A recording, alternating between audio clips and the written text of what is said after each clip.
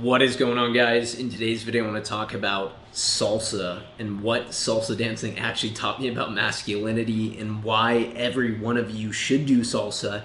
And even if you don't, what you can learn about masculinity and stepping into your power as a man from this video. Let's get into it right now. What I learned in actually salsa dancing, why I think it's so important as a man, is first you learn how to connect from your head to your body. What does that mean? I learned how to get out of my head. Not all the time, I still find myself in it, but I learned how to get out of my head and into my body when I'm dancing. Where else in life is this important?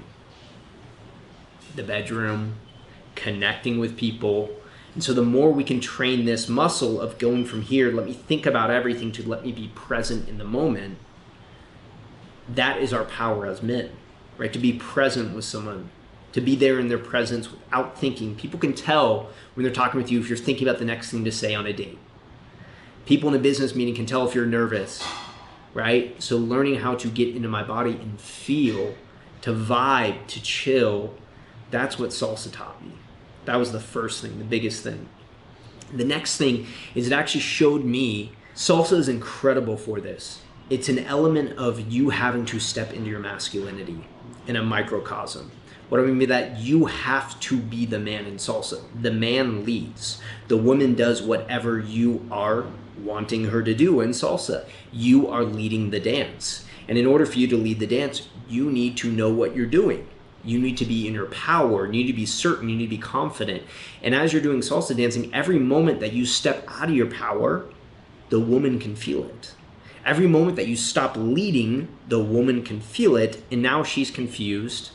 And now she's kind of waiting, and attraction is going down. So salsa is a beautiful microcosm for a relationship with anyone, a beautiful microcosm for the bedroom, where if you can continue to lead in your confidence, in your groundedness as a man, the woman gets to follow in a beautiful way. And so that is the second thing I learned about salsa, and why salsa is so important is it allows you to step into actually leadership as a man in a interaction with a woman. The third thing, salsa's big. The third thing I learned about salsa is truly trusting my intuition rather than my head. Taking a moment to say, let me just feel what I need to do next. If you continue to stay in your head with salsa, you will continue to mess up. You will step on her toes, you will mess up. So the moment you fully let go and you just let your intuitive process take you where it needs to, is the moment that salsa becomes fun for both of you. And what a beautiful metaphor for life. Let go, let the intuition take over, and there the magic happens. So why did I start doing salsa? I moved here to beautiful Medellin, Colombia, and it's one of the staples of the things to do here. It's part of the culture, it's part of the community, it's a beautiful part of it. And so at some point, when I'm going out at night, I always had a story in my life that I was a terrible dancer. I was a bad dancer. I couldn't dance well. I got 2 left feet. I got bad hips. I'm a white dude. I can't do this, whatever it is. And so that story carried with me for a long time. When I eventually moved down here to Colombia, one of the things that a lot of people go out and do is they actually go out and salsa dance. And so going out and doing it a few times and being horrible, absolutely horrible, I decided, okay, let me try this. Let me try it on for size. And so I got a teacher. A lot of people down here, they get teachers when they don't know how to do it. Colombians grow up learning how to do it in the household. Their mom teaches them, their dad teaches them, whatever it is. And so I got a teacher and I started actually learning how to salsa dance. And something that was really interesting in this process of learning, and you've probably experienced this too, is I was a couple weeks into it and I let the story overtake me. The story that I'm a bad dancer. I just don't get it. I don't know how to dance well. I don't have that gene. I don't have that ability. Like I said, it was 3 or 4 weeks into learning. I had a teacher come into my house, a private instructor, and it just wasn't clicking. And I remember it was like a Thursday afternoon. I decided I'm done with it. I don't want to dance anymore. So I picked up my phone to text her and say, hey, don't come today. At that same time, she had texted me and said, hey, I arrived early. So I'm like, okay.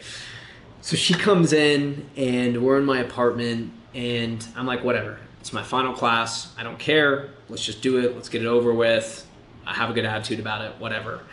So end up having a phenomenal dance class. I'm spinning her around the room, everything, all of the movements, all the things we've been working on, it just clicked.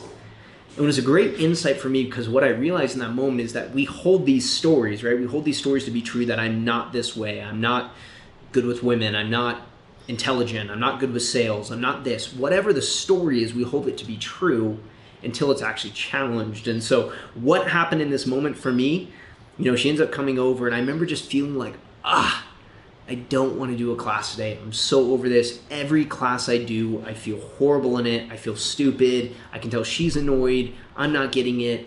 And so I just let go. I let go.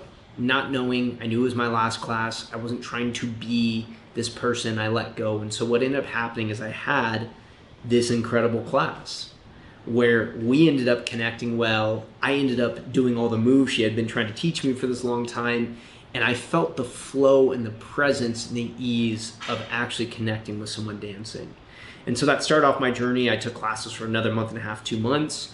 And then since then, I go out and do it with friends from time to time. And so why I tell that story, because I think it's important for us as men and women to understand that we hold these stories to be true that are not necessarily true until we challenge them, right? I held this story for 29 years of my life that I was a terrible dancer until I actually finally took classes. I had never taken classes in my life.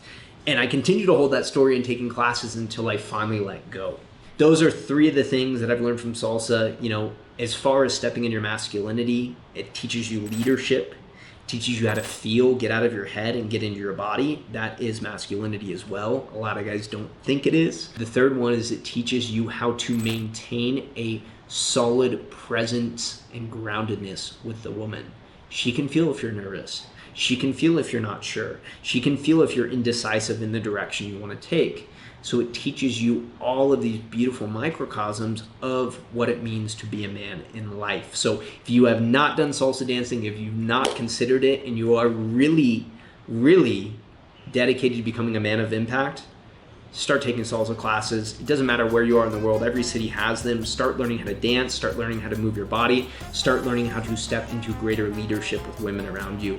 That is it, guys, for this video. As always, if you have not joined us in the Path, if you are not in the private Facebook group, if you have not joined the actual Path group coaching course where we take you through the 5 pillars of being a man, help you up level in each of those pillars and help you step into your power, your masculine edge, get on it. There's no excuses anymore. Click the link below. I will see you on the other side. Much love, guys. Ciao.